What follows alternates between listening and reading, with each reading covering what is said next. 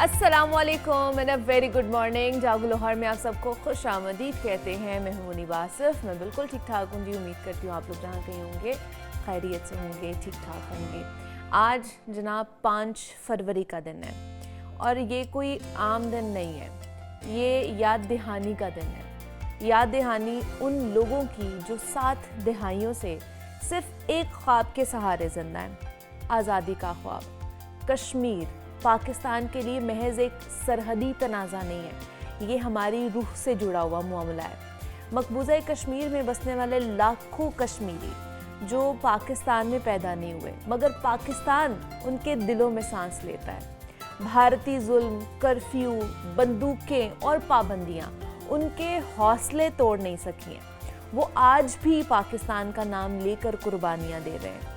تو سوچئے کہ جب سانس لینے تک کی اجازت نہیں ہو, جب آواز اٹھانا جرم بن جائے, تب بھی اگر کوئی جھکے نہیں تو وہ قوم غلام نہیں رہ سکتی ہے.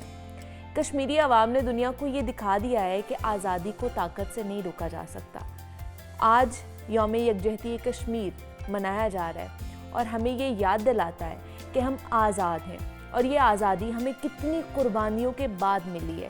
یہ دن ہمیں ذمہ داری دیتا ہے کہ ہم کشمیریوں کی آواز بنیں, ان کی جد و جہد کو زندہ رکھیں اور یاد رکھیں کہ تاریخ گواہ ہے, لہو دینے والے کبھی ہارا نہیں کرتے. وہ دن دور نہیں ہے جب کشمیر آزاد ہوگا اور یہ جنت نظیر وادی اپنے اصل مقدر یعنی کہ پاکستان سے جا ملے گی. تو آج کیونکہ یوم یکجہتی کشمیر منایا جا رہا ہے, اس حوالے سے پورا دن آپ لوگوں کو ریلیز بھی نظر آئیں گی, پورے پاکستان میں نکالی جائیں گی, بالخصوص لاہور میں بھی ہوگا. کانفرنسز کا انعقاد کیا جائے گا, کشمیریوں کے ساتھ اظہار یکجہتی کیا جائے گا. ان کی جو کوششیں ہیں وہ جو پچھلے 7 دہائیوں سے کر رہے ہیں, جنگ ایک لڑ رہے ہیں, اس کے بارے میں جو معلومات ہیں وہ پہنچائی جائیں گی لوگوں تک. تو آج کا دن ہمارا کشمیریوں کے نام ہے, اس حوالے سے بھی آج ہم ضرور بات کریں گے. اس تاریخ کو اجاگر کرنے کی کوشش کریں گے کہ آج کا دن اہمیت کا حامل کیوں اور ہم کیوں یوم یکجہتی کشمیر آج مناتے ہیں. تو یہ بھی آپ نے ضرور دیکھنا ہے. لیکن ابھی ہم آگے بڑھتے ہیں, ہمارے کشمیری بہن بھائیوں کے حوالے سے بات کر لیتے ہیں کہ 7 دہائیوں سے جو جنگ ان کے اوپر مسلط ہوئی ہے, جو غاصبانہ قبضہ ہوا ہے, جو بھارت نے کیا ہوا ہے, اس کے حوالے سے, اس کے پس منظر کے حوالے سے, اور ٹل ٹوڈے ہم کیا کر سکتے ہیں. کیا صرف ریلیز اور کانفرنسز ہی ہمارا مقدر ہیں یا ان کا مقدر ہیں, اس کے تھرو ہی صرف آواز اٹھائی جا سکتی ہیں یا کچھ اور بھی کیا جا سکتا ہے. پھر 1947 میں ایسے کون سے واقعات ہوئے, ایسے کون سے فیصلے لیے گئے جس کی وجہ سے کہ آج تک اس کا بھگتان جو ہے نا وہ کشمیریوں کو بھگتنا پڑ رہا ہے. تو یہ تمام تر چیزیں ان کو ہم آج ڈسکس کریں گے. نعیم مسعود صاحب ہمارے ساتھ اسٹوڈیوز میں موجود ہیں, تجزیہ کار ہیں, ان سے آپ کی ملاقات کراتے ہیں. نعیم صاحب آپ کو خوش آمدید کہتے ہیں جاگو لاہور میں. کیسے ہیں آپ, ٹھیک ٹھاک ہیں؟ بہت شکریہ, بہت شکریہ جی. نعیم صاحب آج 5 فروری ہے, کشمیری بہن بھائیوں سے اظہار یکجہتی کا دن منایا جا رہا ہے. پورا دن ایکٹیویٹیز رہیں گی, سرکاری سطح پر بھی اور نجی سطح پر بھی جو انعقاد کیا جائے گا تقریبات کا, تاکہ کشمیری بہن بھائیوں سے اظہار یکجہتی منائی جائے. لیکن تھوڑا سا پس منظر میں جاننا چاہتی ہوں میں کہ کیا برصغیر کی تقسیم کے وقت جب یہ ریاست جموں کشمیر کے متعلق جو کیے گئے فیصلے تھے, ان کی وجہ سے مسئلہ کشمیر کیسے جنم لیا؟ کیا ایسے فیصلے ہم نے اس وقت لیے یا نہیں لینے چاہیے تھے جس کی وجہ سے آج تک یہ مسئلہ کشمیر چل رہا ہے؟ دیکھیے, اگر آپ کشمیر کے مسئلے کی طرف جائیں, اگر آپ اس کی ہسٹری میں جائیں بیک, تو یہ 1846 1845 سے 1947 تک, پھر 1947 سے آج 5 فیبروری تک اس کے مختلف موڑ ہیں, اور ہر موڑ پہ کشمیری کا, کشمیریت کا نقصان ہے. ہوا یہ کہ پہلے تو ہم آج کی بات کرتے ہیں, تھوڑی سی پچھلی بات کر کے, کہ جب کشمیر بیچ دیا گیا ایک راجے کو, اور اس کے باوجود بیچ دیا گیا کہ وہاں مسلمانوں کی تعداد زیادہ تھی, اور یہ ایک سازش تھی. میں اصل میں بیچنے پہ بھی اتنا زور نہیں ہے, کس کو بیچا گیا یہ بھی نہیں ہے. انگریز چاہتا تھا کہ وہ جنوبی ایشیا کے اوپر, وہ سینٹرل ایشیا کے اوپر, بالخصوص یہاں سے سینٹرل ایشیا کے اوپر, جس میں آپ کو پتہ ہے یو ایس ایس آر تھا اس وقت, اب تو USSR ٹوٹ گیا لیکن ان ریاستوں پہ نظر رکھنا چاہتا تھا انگریز. انگریز کو کشمیر سے ہمیشہ سے دلچسپی رہی ہے. پھر آپ کو ایک اور چھوٹی سی مختصر سی میں تاریخ بتاتا چلوں کہ انگریز یہ چاہتا تھا کہ اگر کشمیر میں سے کچھ حصہ پاکستان کو مل بھی جائے اور باقی مقبوضہ بنا بھی رہے، لیکن وہ حصہ جو آپ دیکھیں سکردو کے آگے کا ہے، وہ جو گلگت کا ہے، وہ آزادی جسے آپ اب GB کہتے ہیں، گلگت بلتستان، اس پہ پاکستان کا قبضہ نہ ہو، اس پہ پاکستان کا حق نہ ہو، تاکہ وہاں سے وہ اس وقت جو ان کا خیال تھا USSR پہ ان کی نظر رہے.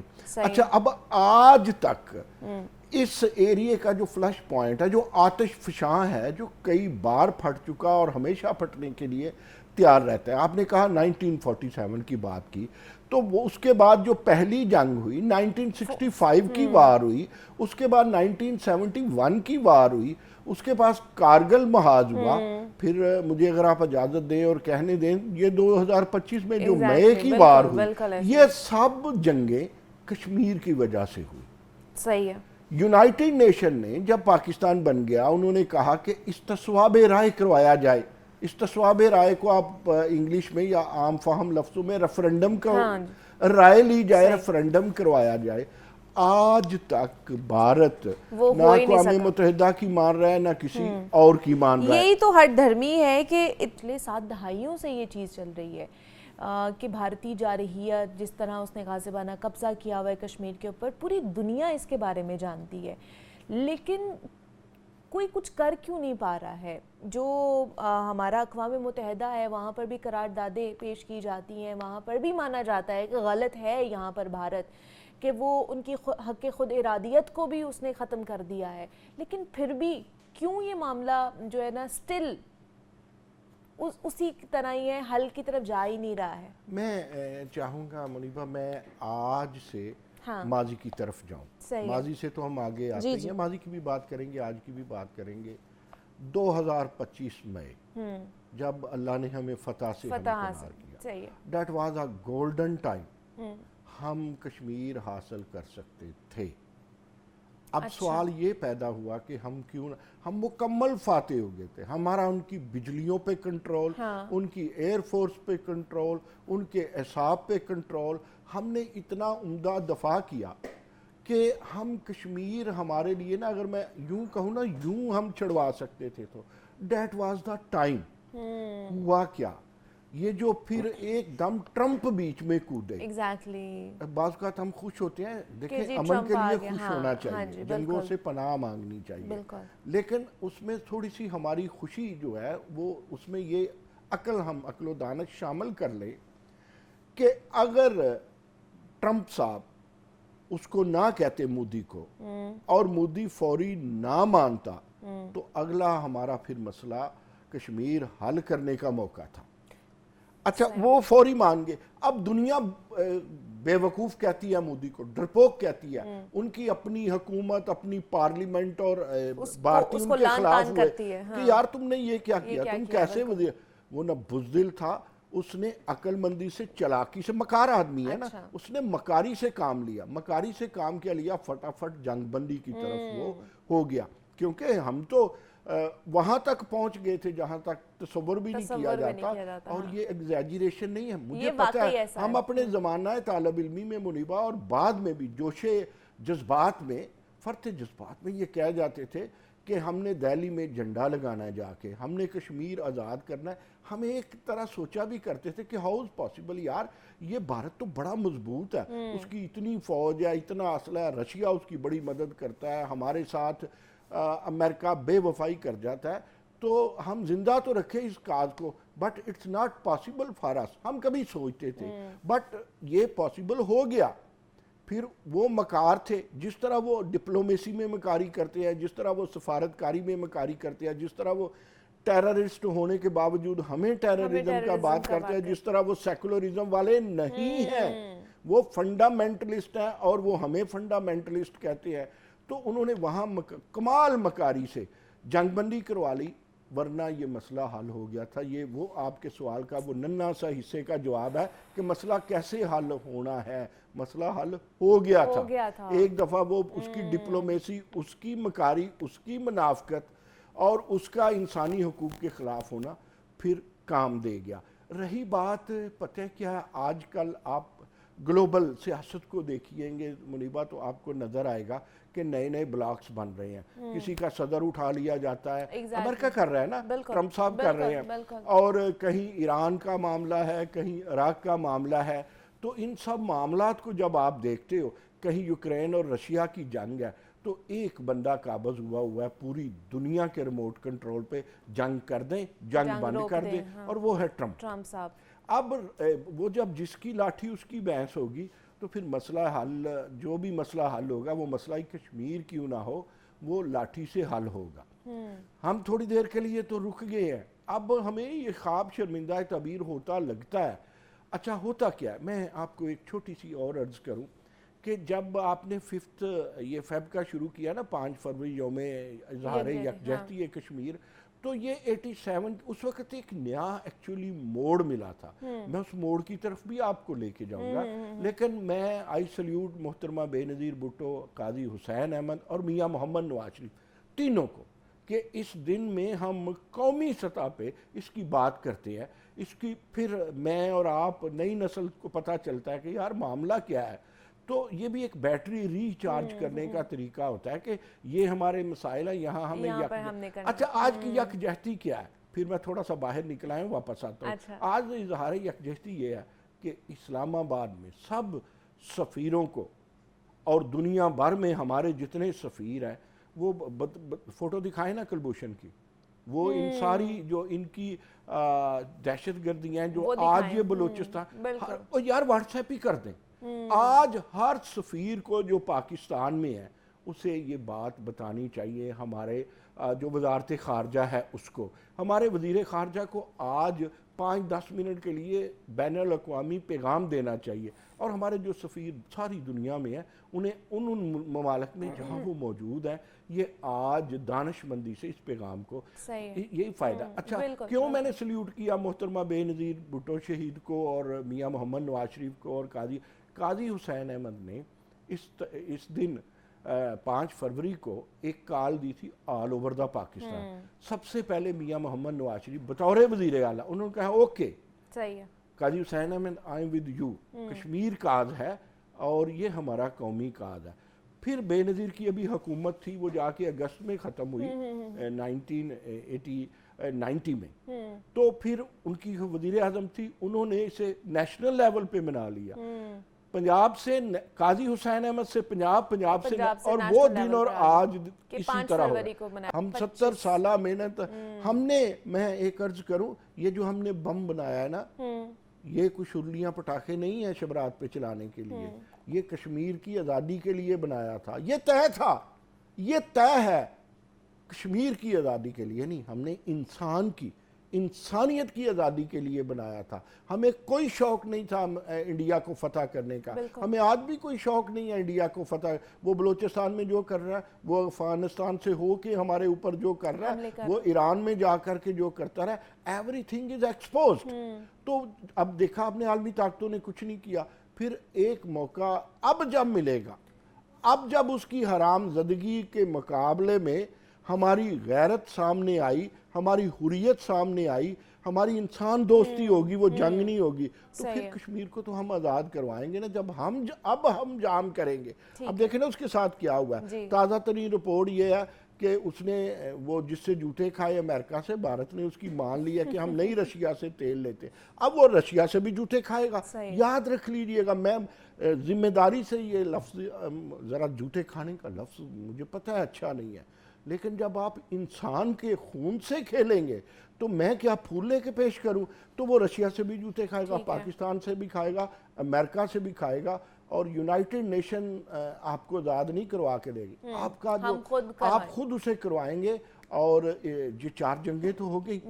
اگلی جنگ میں ایسا نہیں ہوگا، وہ پھر دہشت گردی کر رہا ہے، بالکل ایسے ہی کر رہا ہے، وہ کبھی بھی باز نہیں آئے گا۔ دیکھیں پوری دنیا کی ایک میں پھر آپ کا سوال لیتا ہوں، پوری دنیا کی اسٹیبلشمنٹ بھی اگر خلاف ہو جائے کشمیر کی آزادی تک، پوری دنیا کی بھی، وہ مشرقی تیمور والا معاملہ وہ ہمارے ساتھ نہ بھی کریں اس طرح انصاف والا، اس کے باوجود میں آپ کو ایک عرض کروں کہ دنیا کا ہر فرد جس میں ذرا بھی انسانیت ہے وہ کشمیر کے حق میں ہے۔ اگر عالمی اسٹیبلشمنٹ نہیں تو کیا ہوگا؟ تو پھر رائے گاہ تو نہیں جاتی قربانی، کہ مطلب آگے کبھی ہمیں موقع ملے اس طرح کا تو ہمیں ٹھوک دیں گے، ضرور جو ہے نا وہ کشمیر کو حاصل کرنا چاہیے۔ ایک موقع ملا تھا انفارچونیٹلی، شاید اس ٹائم اس چیز کو اتنا نہیں وہ کیا گیا، لیکن آگے انشاءاللہ دوبارہ سے موقع ملے گا تو ہم کشمیر کو ضرور پاکستان کا حصہ بنائیں گے۔ ان کا جو حق ہے، حق خود ارادیت ہے، وہ ان کو واپس کیا جائے گا۔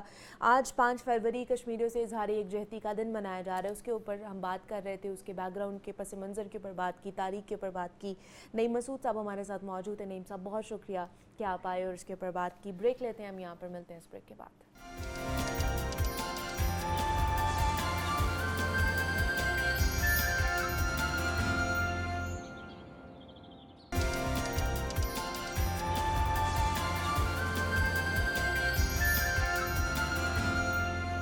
Welcome back to Jago Lahore. جناب کچھ کھانے پینے کے حوالے سے بات کر لیتے ہیں، اور ہم تو یہی کوشش کرتے ہیں کہ جتنے بھی ہیلدی چیزیں ہوتی ہیں یا ہیلدی کھانے ہوتے ہیں ان کے بارے میں آپ کو بتایا جائے، پھر آرگینک چیزوں کی طرف دوبارہ سے لے کر جایا جائے، ان کی جو کہہ لیں کہ امپورٹنس ہے ان کو اجاگر کیا جائے۔ اور آج کل ویسے بھی آپ کو پتہ ہے مارکیٹ میں بھی آپ جاتے ہیں تو الگ سے آرگینک چیزوں کا کاؤنٹر لگا ہوا ہوتا ہے، اور لوگ اب پریفر بھی کر رہے ہوتے ہیں گھر میں کوئی گروسری لے کر آئی جائے، کوئی کھانے والی چیز لے کر آئی جائے تو آرگینک ہی ہو، وہ باقی پروسیس چیزیں ہیں نا وہ بہت کم ہو گئی ہیں۔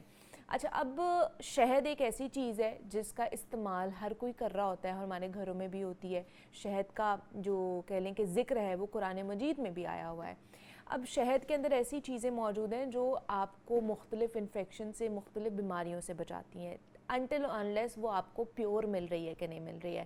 لیکن ابھی ریسنٹ ریسرچ ہوئی ہے، اس میں یہ بتایا گیا ہے کہ بچوں کے لیے، جو 1 سال سے چھوٹے بچے ہیں یا 1 سال کے بچے، ان کے لیے شہد کا استعمال مضر صحت بھی ہو سکتا ہے، خطرناک بھی ہو سکتا ہے۔ کیسے ہو سکتا ہے، کیا ہو سکتا ہے، کون سی ایسی انفیکشن ہو سکتے ہیں یا ایسی کون سے انفیکشن ہیں جن میں ہمیں استعمال کرنا چاہیے شہد کا، اور بچوں کو کس طرح استعمال کرا سکتے ہیں، یہ تمام تر چیزیں آج ہم نے ڈسکس کرنی ہے۔ اور اس پہ بات کرنے کے لیے خدیجہ آوان ہمارے ساتھ اسٹوڈیوز میں موجود ہیں، کلینکل نیوٹریشنسٹ ہیں، ڈائٹیشین ہیں، ان سے بات کریں گے۔ خدیجہ آپ کو ویلکم کہتے ہیں جاگو لاہور میں، کیسی ہیں آپ؟ ٹھیک ٹھاک ہیں؟ السلام علیکم، میں بالکل ٹھیک۔ وعلیکم السلام، میں بھی بالکل ٹھیک ٹھاک۔ خدیجہ سب سے پہلے شہد کے اوپر بات کر لیتے ہیں، اس پر آنے سے پہلے کہ اس کو کھانا چاہیے کہ نہیں کھانا چاہیے۔ شہد کے اندر ایسی کیا چیزیں ہیں موجود ہیں جو ہماری باڈی کے لیے، ہماری ہیلتھ کے لیے اچھی ہیں، پھر اس کے بعد اس کے بینیفٹس اور ڈس ایڈوانٹیجز پہ جائیں گے۔ اچھا، ویسے تو شہد کی جو ہیلتھ بینیفٹس ہیں اس کو لے کر ہمیں کوئی ڈاؤٹ نہیں ہے، ٹھیک ہے، اور یہ بہت ہی اچھا ہے، سورس آف اینٹی آکسیڈنٹس ہے، اور یہ شوگر کا بہت اچھا سورس ہے، بہت ایک ہیلدی سورس آف شوگر ہے، آپ کے شوگر لیولز کو بہت اچھے سے مینٹین کرتا ہے، اور یہ ایک بہت سپر فوڈ کنسیڈر کیا جاتا ہے۔ اور صرف ہمارے کلچر میں نہیں بلکہ ان آل اوور دی ورلڈ جو شہد ہے وہ ایک لگژری کنسیڈر ہوتا ہے، جس کے بھی وہ کیوزین میں شامل ہو یا جس کے بھی وہ دسترخوان میں شامل ہو۔ اور شہد کے بہت سے فوائد ہیں آپ کی ہیلتھ کو لے کے، آپ کی گٹ ہیلتھ کو لے کے، آپ کی امیونٹی کو بوسٹ کرتا ہے، آپ کی اوور آل جو ہیلتھ ہے اس کو امپروو کرتا ہے۔ تو شہد کے تو اگر ہم کاؤنٹ کرنا شروع کریں گے تو بہت سے فوائد ہیں، اسپیشلی ونٹرز میں یہ بہت زیادہ آپ کی قوت مدافعت کو اس طرح سے بڑھاتا ہے کہ آپ کو نزلہ، زکام، فلو، ان چیزوں سے یہ بچاتا ہے۔ اور اس میں جو موجود اینٹی آکسیڈنٹس ہیں وہ بہت زیادہ ہیلپ فل ہیں آپ کی امیونٹی کو بوسٹ کرنے کے لیے، آپ کی ہیلتھ کو امپروو کرنے کے لیے، آپ کو نزلہ، زکام اور یہ جو گاہے بگاہے الرجیز ہوتی رہتی ہیں، یا بچوں کا یہ جو ہوتا ہے امیونٹی سسٹم یا امیون سسٹم اتنا ویک ہوتا ہے کہ ان کو ڈسٹ الرجی بھی ہے، ان کو یہ جو باہر جب وہ نکلتے ہیں اور ڈفرینٹ جب ان کا ایکسپوئر ہوتا ہے with the different kind of bacteria وغیرہ یا وائرل انفیکشنز وغیرہ، تو ان سب کو بیٹ کرنے کے لیے بھی شہد جو ہے وہ بہت مفید ہے اور ایون دو کہ پرانے زمانے میں شہد کا استعمال تو ہے زخموں کو بھرنے کے لیے بھی، ہیلنگ کے لیے بھی کیا جاتا تھا کہ اس کا لیپ جو ہے نا وہ لگایا جاتا تھا. اگر کوئی کٹ آپ کو لگ گیا ہے، کوئی زخم ہو گیا ہے، تو کیونکہ تب یہ دوائیاں تو نہیں ہوتی تھی، تو تب انہی چیزوں کو استعمال میں لاتے ہوئے جو ہے نا ہیلنگ پروسیس بھی کیا جاتا تھا. کیونکہ شہد کا شیلف لائف بہت زیادہ ہے، وہ خراب نہیں ہوتا اگر وہ اچھے طریقے سے بڑا ہو، اس کو ہم کنٹامینیشن سے بچا کر رکھیں. تو ایک چیز جس کی اتنی زیادہ شیلف لائف ہو تو وہ یہی وجہ ہے اس کی امپورٹنس کی کہ اس کی شیلف لائف بہت ہے. لیکن یہ بھی تو نہیں پتہ ہوتا نا ہمیں ختیجہ کہ ہمارے گھر میں جو شہد آ رہا ہے یا جو ہم مارکیٹ سے لے کر آ رہے ہیں وہ واقعی اصل ہے، پیور ہنی ہے بھی ہے کہ نہیں ہے. کیونکہ جو پیور ہوگا اس کی شیلف لائف بڑھے گی اور وہ فائدہ دے گا ہمیں. لیکن یہ آج کل تو ہم دیکھ رہے ہیں کہ جو چینی بھی اس کے اندر ملائی جا رہی ہوتی ہے، باقی آرٹیفیشل چیزیں بھی ملائی جا رہی ہوتی ہے، تو وہ پیور ہنی تو نہیں ہمیں. بالکل. ابھی میں نے جتنے بھی فائدے بیان کیے ہیں وہ سب آرگینک جو ہے آپ کا شہد صرف اس کے لیے ہے. اس میں پروسیسڈ ہنی جون سا ہے وہ ہم نہیں انکلوڈ کر سکتے، یا آرٹیفیشلی اگر کوئی پروسیس ایسا ہے جس سے وہ پریپیئر کیا گیا ہے یا کوئی شارٹ کٹ کے تھرو پریپیئر کیا گیا ہے، تو یہ سب فائدے ہم اس کے لیے نہیں بیان کر رہے. یہ صرف اس شہد کے لیے جو آرگینک ہے، جس کا جو سورس ہے وہ آرگینک ہے، بھلے وہ بی سورس ہو، بھلے وہ پلانٹ سورس ہو، لیکن وہ آرگینک سورس ہو. اچھا، اب جیسے میں بات کر رہی تھی کہ کچھ ریسرچز بھی آپ کو پتہ ہے کہ آتی رہتی ہیں گاہے بگاہے، ہر چیز کے اوپر آتی رہتی ہیں. اب یہ ریسرچ آئی ہے کہ جو شہد ہے وہ بچوں کے لیے ٹھیک نہیں ہے. سال سے چھوٹا بچہ یا سال کا جو بچہ ہے اس کے لیے شہد خطرناک بھی ثابت ہو سکتی ہے. واقعی؟ اچھا، یہاں پہ اب یہ ایک کانٹرا انڈیکیشن ہے of the cultural practice and the medical practice. ٹھیک ہے. تو اگر میڈیکلی ہم دیکھیں تو یہ بالکل سپورٹ نہیں کرتا کہ ہم 1 سال سے چھوٹے بچے کا، یعنی کہ جو نو مولود جو بچے ہیں، ہم ان کو ماں کے دودھ کے علاوہ کسی بھی اور چیز پہ شفٹ کریں. صحیح ہے. ٹھیک ہے. لیکن اگر ہم ایک کلچرل پریکٹس دیکھیں اور ہم تھوڑا سا اپنا ریلیجیس پریکٹس کو دیکھیں، اس میں یہ ایک روایت ہے کہ آپ کھجور کو تھوڑا سا مسل کے آپ بچے کے منہ پہ وہ تھوڑا سا اس کو ٹیسٹ کروا دیں. ٹھیک ہے. اب چونکہ کھجور ہر وقت اویلیبل نہیں ہوتی، یا لوگوں کو یہ انڈرسٹینڈنگ ہے کہ جو کھجور ہے وہ زیادہ اسکیل فوڈ ہے فار دا کڈس، تو وہ آٹومیٹکلی وہ شہد پہ شفٹ ہو گئے کہ چلو جب بچہ پیدا ہوتا ہے تو گٹی بھی دینی ہوتی ہے تو وہ بھی شہد چٹاتے ہیں ہمارے یہاں پہ. تو وہ جو کھجور تھی وہ شہد میں کنورٹ ہوگی کہ چلو ایک میٹھا ہے اور شہد کی بھی ایک اپنی امپورٹنس ہے. ٹھیک ہے.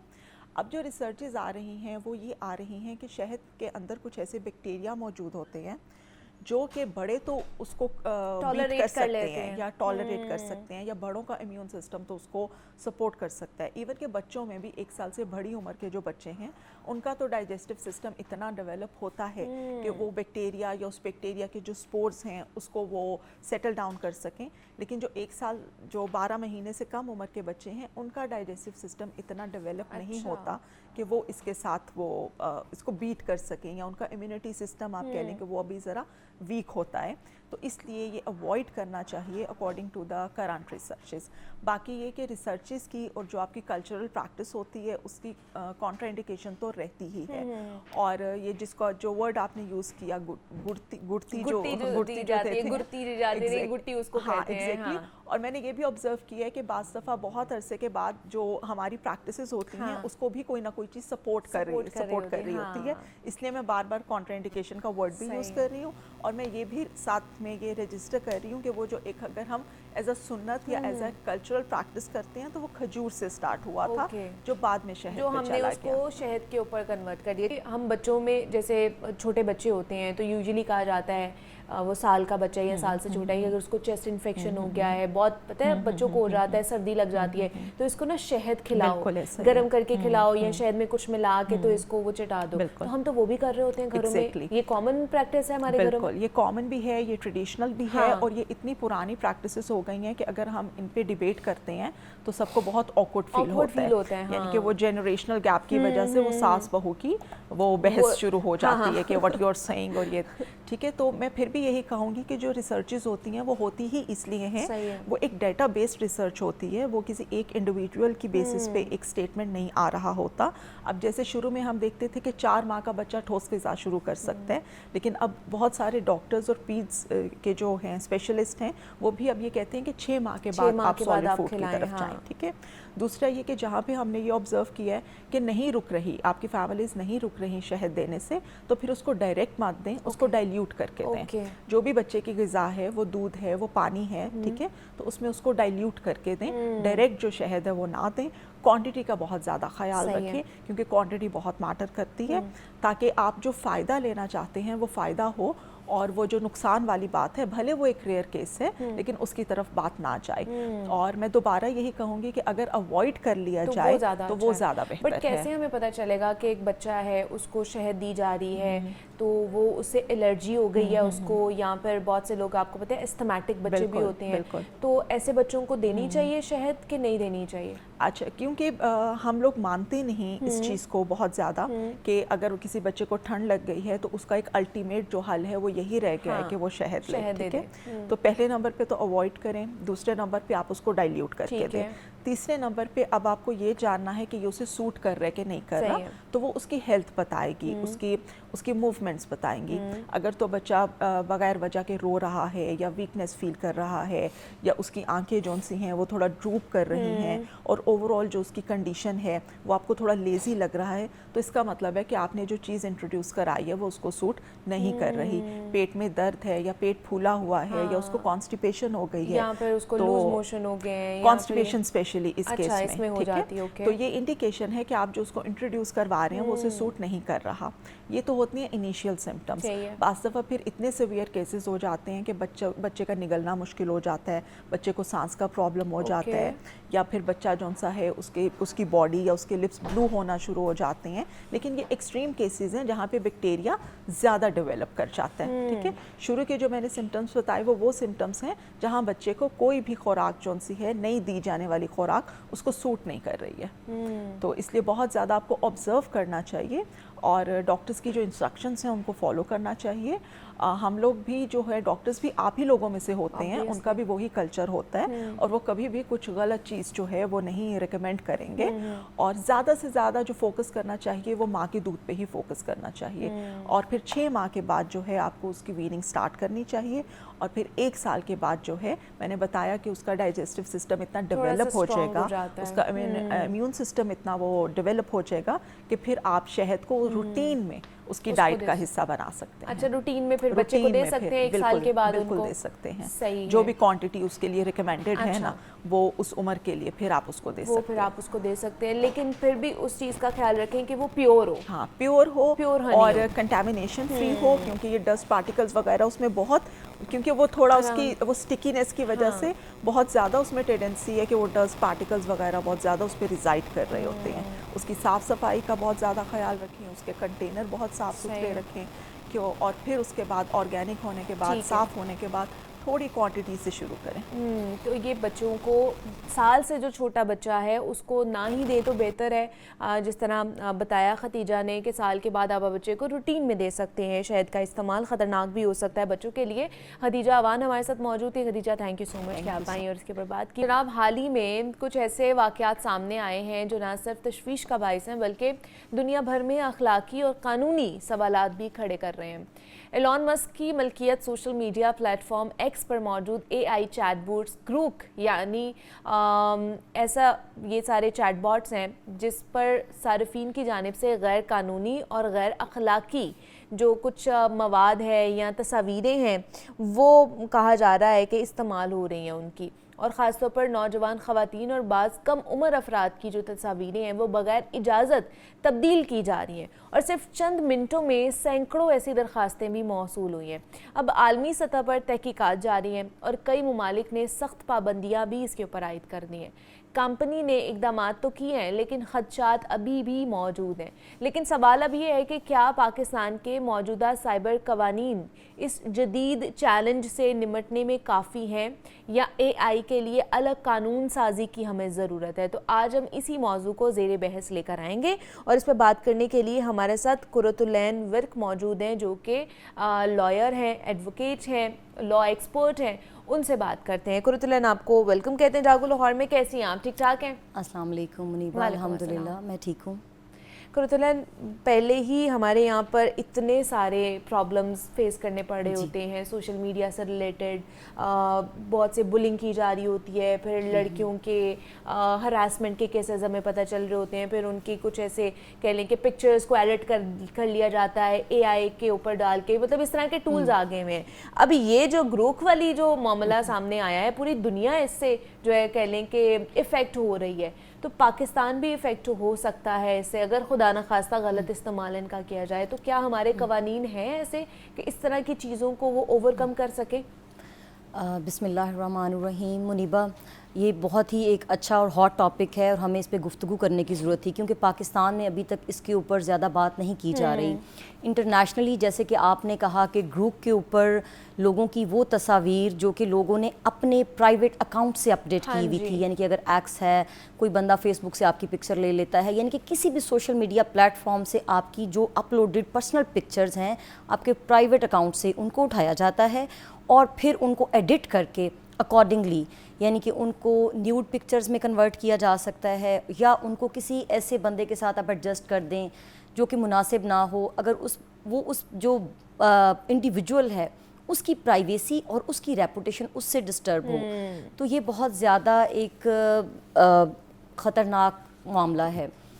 इसमें सबसे पहले तो ये कि जब भी कोई नई चीज़ सोसाइटी में आती है ना, तो उसके प्रोज एंड कॉन्स दोनों होते हैं, यानी कि जहाँ पे उसके फ़ायदे होते हैं। अब फ़ायदा उसका ये है कि जैसे हम एडिटिंग करते हैं प्रोग्राम्स की, हम उसके लिए इन ऐप्स को यूज़ करते हैं, हम उसके लिए AI को यूज़ करते हैं और AI का अब हम देखते हैं कि हम सारा दिन AI यूज़ कर रहे हैं, whether it is for information purpose और किसी भी चीज़ के लिए कोई चीज़ पूछनी है, कोई हमारी कह लें कि फील्ड से रिलेटेड है, कुरतुलैन की फील्ड से रिलेटेड है, मेडिकल की फील्ड से रिलेटेड है, सारा कुछ हमें AI से कर रहे होते हैं। इवन मैं आपको ये बताऊं कि अब कोर्ट्स में जो जजेस हैं वो भी फैसला करने से पहले सारे मामलात AI से कंसल्ट करते हैं।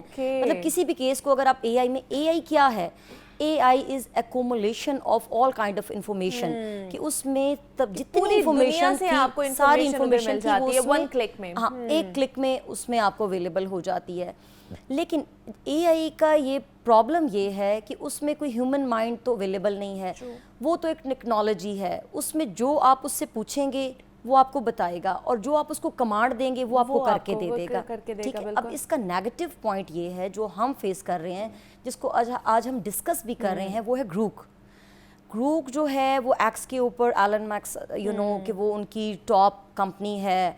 और जब इस तरह की कंपनीज और इस तरह की जो एप्स हैं, जब इस तरह के मामलात इन्वॉल्व हो जाते हैं, समटाइम्स तो ये खुद भी किया जाता है, अच्छा, लाइक्स के लिए, व्यूज़ के लिए, हाइप के लिए। हम पहले भी इस पे अक्सर बात करते हैं कि लोग जो है, ये डिजिटल वर्ल्ड है और डिजिटल वर्ल्ड में आपको जो सोशल मीडिया पे नज़र आ रहा है उसी को सच समझा जाता है, वही वायरल होता है, उसी पे लाइक्स आते हैं, उसी पे व्यूज़ आते हैं। अब ये जो मामला है न्यू ऐप वाला, ये जो AI से पिक्चर्स को एडिट करना, ये वैसे मामलात काफ़ी पुराने हैं, लेकिन अब जो एकदम से हाइप क्रिएट की गई है उससे एक तो इनका पहले तो कुरतुलैन ये होता था ना कि मामलात इस तरह के होते थे, लेकिन वो कोई पर्सनल ग्रजेस की वजह से या किसी को डिफेम करने की वजह से, ये तो किसी भी रैंडम पर्सन की उन्होंने उठा ली पिक्चर और सैकड़ों की तादाद में वहाँ पर पिक्चर्स अपलोड हुई हैं और वो उनका मवाद जो है वो ठीक नहीं है, कंटेंट ठीक नहीं है, उनके कंसेंट से वो ली नहीं गई है। तो वो पूरी दुनिया में एक तशवीश का आलम फैल गया है कि ये हुआ क्या है। तो है बिल्कुल, एक तो ये इखलाकी तौर पे गलत है, दूसरा कानूनी तौर पे भी गलत है ना। इसका लीगल पहलू तो ये है कि इसके खिलाफ कोई ऐसा फोरम होना चाहिए। अब तो इंटरनेशनल कंसेंसस की ज़रूरत है हमें इसके ऊपर। कुछ कंट्रीज़ ने इसके ऊपर पाबंदी भी लगा दी, पाबंदी लगाई है, बिल्कुल ठीक है। उसमें चाइना सरे फहरिस्त होता है हमेशा, ठीक है। हम कहते तो हैं कि चाइना जैसे कंट्रीज़ जो हैं इसमें बहुत पाबंदियाँ हैं, लेकिन ये पाबंदियाँ काम भी आती हैं। ہمارا جیسے ہم پاکستان ہے، ہمارا تو سارا سسٹم کنیکٹڈ ہے اس کے ساتھ فیس بک اور، لیکن جو چائنیز کنٹریز ہیں ان کی ساری ایپس الگ سے ہیں، ان کی ساری سوشل ایپس اپنی ہیں، وہ اپنا ڈیٹا بالکل لیک نہیں ہونے دیتے، انہوں نے اس کو سیپریٹ رکھا ہوا ہے۔ اب یہ جو آنے والا دور ہے یہ ڈیجیٹل وار کا دور ہے، جو ہم سن رہے تھے نا کافی سالوں سے کہ ڈیجیٹل وار، تو بیسیکلی یہ جو ابھی گروپ کے تھرو رانگ انفارمیشن اور رانگ پکچرز کو سپریڈ کیا جا رہا ہے، یہ آغاز ہے اسی ڈیجیٹل وار کا۔ اب یہ بڑے خطرے کی بات بھی ہے نا، لیکن انفارچونیٹلی جتنی بڑی کمپنیاں ہیں یہ جو چلا رہی ہیں سارے سسٹم کو، انہوں نے سارا ڈیٹا جن لوگوں نے اپلوڈ کیا ہے، جن لوگوں کے فونز میں ہے، جنہوں نے ایکسیس دی ہے، وہ اب سارا ان کے پاس موجود ہے، ٹھیک ہے۔ اب ہم سوال یہ اٹھا رہے ہیں کہ اس کو کنٹرول کیسے کیا جائے۔ فرض کریں آپ یا ہم دونوں میں سے کسی کی بھی اگر پرسنل پکچرز ہیں فیس بک پہ لگی ہوئی ہیں، ٹک ٹاک پہ لگی ہوئی ہیں یا ایکس پہ ہم نے اس کو پرووائڈ کی ہوئی ہے پکچر، ایکسیس ہے ہماری پکچرز کی، اس پکچر کو وہاں سے اٹھایا جاتا ہے اور اس پکچر کو تھرو اے آئی یا گروپ آپ بات کر رہے ہیں اس کو ایڈٹ کر کے ہزاروں کی تعداد میں اگر کوئی بھی مہم آپ کے اگینسٹ چلائی جائے یا میرے اگینسٹ چلائی جائے، پھر کیا کریں وہ؟ پھر کیا کریں؟ اب یہ ایک بحران کی سچویشن ہے نا، ڈیجیٹل کرائسس ہم اس کو کہتے ہیں۔ اس ڈیجیٹل کرائسس کے لیے لاز کا بننا ضروری ہے، ٹھیک ہے، اس میں ڈیجیٹل کنسنسس ہونا چاہیے۔ آپ کو لگتا ہے کہ قانون سازی ہونی چاہیے اے آئی سے ریلیٹڈ ہی؟ بالکل ہونی چاہیے، اس کے اوپر کنٹرول ہونا چاہیے اور اس کو پنیشیبل ہونا چاہیے، کیونکہ جب بھی کوئی لا بنتا ہے اس کے اگینسٹ کوئی کرائم ہوتا ہے تو سب سے پہلے تو جب تک کوئی مجرم ہے، یہ جو ڈیجیٹل کرمنلز ہیں، ہم جب تک ان کو سزا نہیں دیں گے لوگوں کی زندگیاں تباہ ہوتی رہیں گی۔ بہت سی ایسی لڑکیاں ہیں جو ہم دیکھتے ہیں کہ سوشلی آئسولیٹ ہو جاتی ہیں، صرف چند پکچرز کی وجہ سے وہ بلیک میل ہوتی رہتی ہیں، اور جو سائیکولوجیکل پریشر ہے ان کے اوپر اور ان کی جو پرسنل پرفارمنس ہے وہ ان پکچرز کی وجہ سے کتنی زیادہ امپیکٹ اس پہ ہو سکتا ہے، نیگیٹو امپیکٹ ہو سکتا ہے، اور سوسائٹی اوور آل اس میں کس طرح افیکٹ ہو سکتی ہے، اس پہ سوچنے کی مطلب ڈیفینیٹلی سوچنے کی بات ہے۔ ہمارے پاس قوانین موجود ہیں، لیکن قوانین تو موجود ہیں، مزید قانون سازی ہمیں کرنی چاہیے، جس طرح کی ٹیکنالوجیز آتی جا رہی ہے، ایڈوانسمنٹ آتی جا رہی ہے، اس سے ریلیٹڈ ہمیں مزید اس میں قانون سازی کرنے کی ضرورت ہے۔ ایف آئی اے میں ہمارا ونگ موجود ہے، ٹھیک ہے، نیا ونگ ہے، اس میں لاز بنائے گئے ہیں کہ اگر آپ اس کو یہاں تک کہ اگر آپ کسی کو ہراس بھی کرتے ہیں، سائبر بلنگ ہے، اس میں بہت ساری چیزیں ہیں کہ اگر آپ کسی کو بار بار واٹس ایپ کر رہے ہیں، واٹس ایپ پہ بھی میسج کر رہے ہیں اور جو اگلا بندہ ہے وہ ہراس فیل کر رہا ہے یا وہ اریٹیٹ ہو رہا ہے اس سے، یہ بھی ہیرسمنٹ میں آتا ہے، یہ بھی بلنگ میں آتا ہے۔ مطلب کہ کوئی بغیر پوچھے آپ سے بار بار آپ کو میسج کر رہا ہے تو آپ اس کے خلاف بھی جو ہے نا وہ رپورٹ کر سکتے ہیں، بالکل اس کے خلاف جا سکتے ہیں۔ یہ ڈیجیٹل رائٹس کی اویئرنیس ہونی چاہیے۔ ہماری جتنی بھی خواتین اس وقت دیکھ رہی ہیں ان کو پتہ ہونا چاہیے کہ اگر آپ کو کوئی اس طرح کوئی آپ کی مس یوز کر رہا ہے، آپ کی پکچرز کو، آپ کے باقی کسی بھی کانٹینٹ کو بغیر کنسنٹ کے، تو آپ اس کو رپورٹ کر سکتے ہیں۔ اور جو چیزیں جو احتیاطیں قرۃ العین نے ہمارے ساتھ شیئر کی ہیں ان کو بھی ملحوظ خاطر ہمیں رکھنا چاہیے۔ قرۃ العین ورک ہمارے ساتھ موجود تھی، لا ایکسپرٹ ہیں۔ قرۃ العین تھینک یو سو مچ کہ آپ آئیں، اس کے اوپر بات کی۔ بریک لیتے ہیں ہم یہاں پر، ملتے ہیں اس بریک کے بعد۔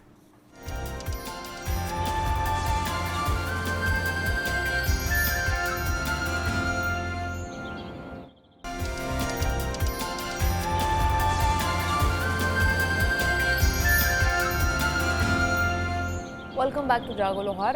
جناب اب کچھ بچوں کے حوالے سے خاص طور پر بات کرتے ہیں، اور وہ بچے جو بہت اسپیشل ہمارے لیے بچے ہوتے ہیں، اور اللہ پاک اگر ان میں سے کوئی ایک ان کو کمی دیتا ہے تو بہت ساری خصوصیات، بہت ساری اور ٹیلنٹ انہیں پرووائڈ ضرور کرتا ہے، تو وہ ہمارے لیے بہت اسپیشل ہو جاتے ہیں۔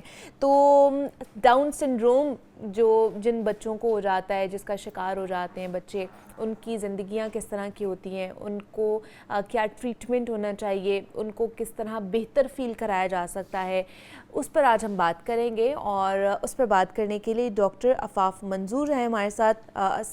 اسسٹنٹ پروفیسر ہیں اور کنسلٹنٹ ہیں اسپیشل نیڈ اینڈ ریہیبلیٹیشن کی, تو ان سے آپ کی ملاقات کراتے ہیں. ڈاکٹر عفاف آپ کو ویلکم کہتے ہیں جاگو لاہور میں. کیسی ہیں آپ؟ میں ٹھیک ہیں؟ آپ کیسی ہیں؟ میں بھی بالکل ٹھیک ٹھاک. آج تو ایسے لگ رہا ہے ہم بسنت منا رہے ہیں آج ہی ماشاء اللہ سے. ہاں کہ ڈاکٹر عفاف نے بڑا خوبصورت سا ساڑی پہنی ہوئی ہے, اس کے کلرز, اور میں نے بھی اسی طرح کے کلر پہنے ہوئے ہیں.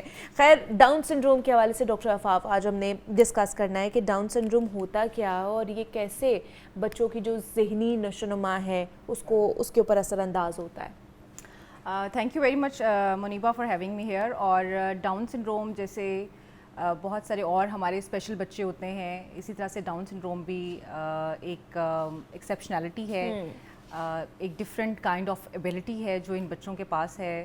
اللہ تعالیٰ نے انہیں باقی بچوں سے تھوڑا سا مختلف بنایا ہے, لیکن یہ بچے بہت خوبصورت بچے ہوتے ہیں اور بہت خوش مزاج بچے ہوتے ہیں. یعنی اگر آپ یہ کہیں کہ جو ڈفرینٹ ایکسیپشنالٹیز ہیں ہماری, جو ڈفرینٹ طرح سے اللہ تعالیٰ نے منفرد انداز میں بچوں کو بنایا ہے, اس میں سب سے خوبصورت جو بچے ہیں وہ یہ بچے ہیں. اچھا, ڈاؤن سنڈروم بچے ہیں. ان کو منگول بیبیز بھی کہا جاتا ہے. اچھا, اصل میں ان کے جو کچھ فیچرز ہیں وہ منگولینز کے ساتھ ملتے ہیں, تو اس لیے ان کو منگول بیبیز کا نام شروع میں دیا گیا. ڈاؤن سنڈروم جو ہے یہ ایک جینیٹک کنڈیشن ہے. جینیٹک کنڈیشن کا مطلب یہ ہے کہ عام طور پہ جب ماں کے پیٹ میں جب کنسیپشن ہوتی ہے بچے کی, تو ہمارے 46 کروموسومز ہوتے ہیں جن کی بیس کے اوپر ہمارا انسانی وجود جو ہے وہ قائم ہوتا ہے یا بنتا ہے. ان کے اندر ایک کروموسوم جو ہے وہ ایڈیشنل ہوتا ہے.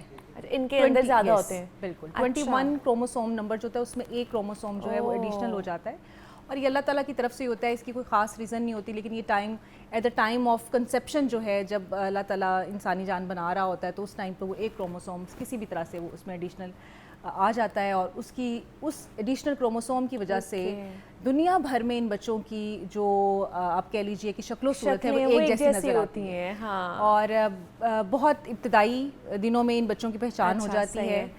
یعنی اگر کوئی ڈاکٹرز, ایکسپرٹ ڈاکٹرز موجود ہیں تو بچے کی پیدائش کے فوراً بعد ہی اس کی تشخیص کر سکتے ہیں کہ بچہ جو ہے وہ ڈاؤن سنڈروم کے ساتھ ہے. کیونکہ جب یہ بچہ جب پیدا ہوتا ہے تو اس کی کچھ مسل ٹون بڑی ڈاؤن ہوتی ہے, لو ہوتی ہے.